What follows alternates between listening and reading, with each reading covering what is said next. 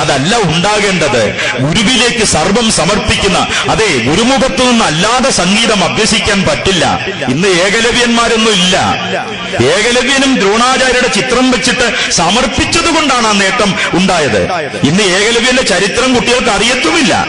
ഏകലവ്യൻ ആരാണെന്നൊരു സ്കൂളിൽ ചോദിച്ചപ്പം ഒരു കുട്ടി എഴുന്നേറ്റ് പറഞ്ഞത് ഒരേ ഒരു ലവ് മാത്രമുള്ള ആളാണ്, ഏകലവ്യൻ എന്ന് പറയാൻ ഒരു ലവ് ഉള്ള ആളാണ്. തിരിഞ്ഞ കുട്ടികളാ ഞാൻ ജോണി നേരത്തെ ഇവിടെ ഉണ്ടായിരുന്നല്ലോ. ജോണി ഞാനും കൂടെ കഴിഞ്ഞ കൊല്ലം കൊട്ടാരക്കര ഒരു പ്രസിദ്ധമായ സ്കൂളിന്റെ വാർഷികത്തിൽ പ്രസംഗിക്കാനുണ്ടായിരുന്നു. ജോണിയെ കണ്ട് കുട്ടികൾ വരണ്ടങ്ങിരുന്നു, കാരണം സ്ഥിരം വില്ലനാണല്ലോ. അത് കഴിഞ്ഞിട്ട് അവിടെ ഒരു ടീച്ചർ ഞങ്ങളുടെ സ്വീകരണ മുറിയിൽ വന്നിട്ട് ചായ ഒക്കെ തന്നപ്പോ ഒരു ടീച്ചർ വന്ന് സങ്കടം പറഞ്ഞ് എന്താണെന്നറിയാമോ? ഇപ്പോഴത്തെ കുട്ടികൾക്ക് പുതിയ ഒരറിവുമില്ല. പുതിയ അറിവില്ലെന്നല്ല, അവർക്ക് പഴയ അറിവില്ലെന്ന് വേണം ഈ ടീച്ചർ പറയേണ്ടിയിരുന്നത്. എന്താ ഇവർക്ക് അറിവില്ലാത്തെന്ന് ചോദിച്ചപ്പോ ആ ടീച്ചർ അനുഭവം പറയാ. 5ാം ക്ലാസ്സിൽ പഠിപ്പിക്കുന്ന അധ്യാപികയാണ്. ആ പുതിയ മീഡിയം സ്കൂളിൽ ആ കുട്ടികളോട് ഈ 5ാം ക്ലാസ്സിലെ അധ്യാപിക ചോദിച്ചത്രേ, വന്ദേ മാതരം എന്തെന്നറിയുമോ മക്കളെ? ഒരു കുട്ടിക്കും അറിയില്ല വന്ദേ മാതരം എന്തെന്ന്. അവസാനം ഒരു കുഞ്ഞ് എഴുന്നേറ്റിച്ച് പറഞ്ഞെന്ന്, ഞങ്ങളുടെ അമ്മയുടെ ഹൂണ്ടായി. അധ്യാപിക വിഷമിച്ചു, അമ്മയുടെ ഹൂണ്ടായോ, അതെന്തുവാ? ഇത്തിരി കഴിഞ്ഞപ്പോഴത് കാറാന്ന് മനസ്സിലായത്. ഹൂണ്ടായി കാർ റിവേഴ്സ് എടുക്കുമ്പോൾ കേൾക്കുന്ന പാട്ടാണ് വന്ദേ മാതരം. എന്തൊരു നോളജ്! ആസേതു ഹിമാചലം ജനകോടികളെ ഭാരതീയ വികാരത്തിന്റെ ത്രസിപ്പിന്റെ മൂർധന്റെ അവസ്ഥയിൽ പിടിച്ചു നിർത്തി സാമ്രാജ്യത്വത്തിനെതിരെ അടരാടിയ ആ കാവ്യമാണ് വന്ദേ മാതരം.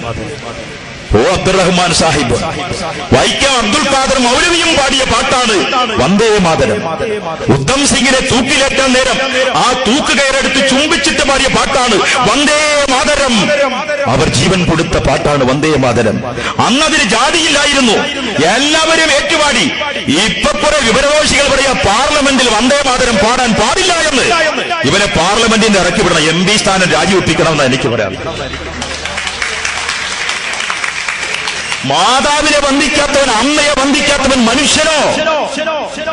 ജനനീ ജന്മഭൂമിച്ച് സ്വർഗാദപി ഗരീയസി എന്ന ഭാരതീയ ദർശനവും മാത്രമല്ല ഹുബ്ബുൽ വത്തനി മിനൽ ഈമാൻ, മാതൃരാജ്യത്തെ സ്നേഹിക്കാത്തവൻ ദൈവവിശ്വാസിയല്ല എന്ന പ്രവാചകന്റെ വചനവും മറന്നിട്ട് വന്ദേ മാതരം നിരോധിക്കണമെന്ന് പറയുന്ന ശുദ്ധ പോസ്റ്റാണെന്നാണ് എനിക്ക് പറയാനുള്ളത്. വിവരമില്ലാതെ പോയി എന്ത് ചെയ്യാനാ?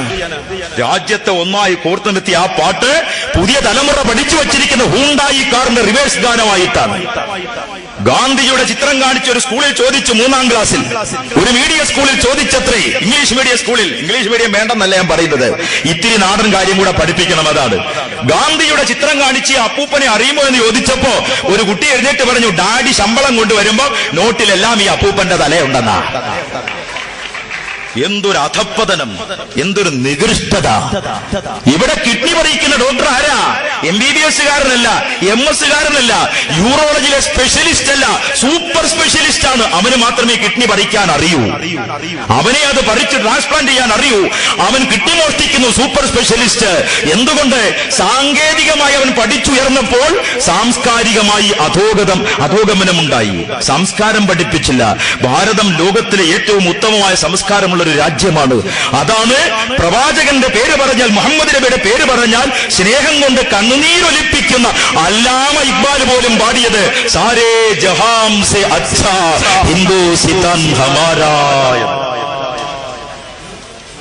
ഒരു മുസ്ലിമാണ് അദ്ദേഹമാണ് ഇൻകുലാബ് പഠിപ്പിച്ചതെന്നത്. ഇൻകുലാബ് സിന്ദാബാദ് എന്ന് വിളിക്കുമല്ലോ, നമ്മൾ വിചാരിക്കും നമ്മുടെ കമ്മ്യൂണിസ്റ്റ് പാർട്ടിയുടെ മുദ്രാവാക്യമാണെന്ന്. ഇത് റഷ്യന്ന് കൊണ്ടുവന്നതല്ല, മാർക്സ് പഠിപ്പിച്ചതല്ല. ഇൻകുലാബ് സിന്ദാബാദ് എന്ന് എഴുതിയത് അല്ലാമ ഇക്ബാലാണ്.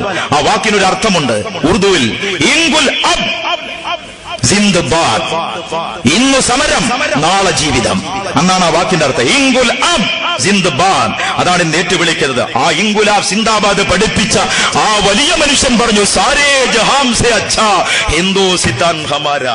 ലോകരാജ്യം ഒന്ന് കറങ്ങി കാണണം, എങ്കിലേ ഭാരതത്തിന്റെ സംസ്കൃതി എന്തെന്നറിയാൻ പറ്റുകയുള്ളൂ. ക്ഷേത്രങ്ങളിലും ക്രിസ്ത്യൻ പള്ളിയിലും മുസ്ലിം പള്ളിയിലും ദാനസദസ്സുകളിലും സകല സാംസ്കാരിക വേദികളിലും ഒരു ഡോക്ടർ MM ബഷീർ മൗലവിയെ വിളിക്കുന്നു. എന്തുകൊണ്ട്? ഭാരതത്തിലെ ഹിന്ദുവിന്റെ ഹൃദയ വിശാലത കൊണ്ട്. അല്ലെന്ന് പറയാൻ പറ്റുമോ? മൂകാംബിക ക്ഷേത്ര ക്ഷേത്രത്തിൽ പോയി സംസാരിച്ചു.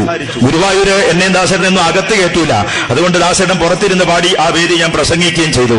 ഗുരുവായൂരും ക്ഷണിക്കുന്നു, മൂകാംബികയിൽ ക്ഷണിക്കുന്നു, ചോറ്റാനിക്കര ക്ഷണിക്കുന്നു, ഇവിടുത്തെ പല ക്ഷേത്രങ്ങളിൽ ക്ഷണിക്കുന്നു. ഇവിടെയുള്ള സകല ക്രിസ്ത്യൻ പള്ളികളിലും ഈ പാവത്തെ മർത്തോമ യുവജന സഖ്യം വിളിക്കുന്നു, മുസ്ലിങ്ങളുടെ പള്ളിയിൽ വിളിക്കുന്നു. എന്തുകൊണ്ട്? ഹൃദയത്തിൽ മതിൽക്കെട്ടില്ലാതെ കാണണം. അത് തന്നെയാ ഗാന്ധിജി പഠിപ്പിച്ചതും. ഗാന്ധിജി പറഞ്ഞു നിങ്ങൾ ഖലീഫ ഉമറിനെ പോലെ ഭരിക്കണം. അതേ ഗാന്ധിജി പറഞ്ഞു ഇവിടെ രാമരാജ്യം വരണം. എടാ, ഇത് രണ്ടും തമ്മിൽ വ്യത്യാസമായില്ലേ? ഉമറിനെ പോലെ ഭരിക്കണം, രാമരാജ്യം വരണം എന്ന് പറഞ്ഞാൽ രണ്ടുപേരും പറഞ്ഞത് ഒന്ന് തന്നെ. അത് ഗാന്ധിജിക്ക് അറിയാമായിരുന്നു. മനുഷ്യരെ സ്നേഹിക്കണം, അത് തന്നെയാ പഠിപ്പിച്ചത്. മനുഷ്യരെ സേവിക്കണം, സ്വയം പള്ള നിറയ്ക്കണം.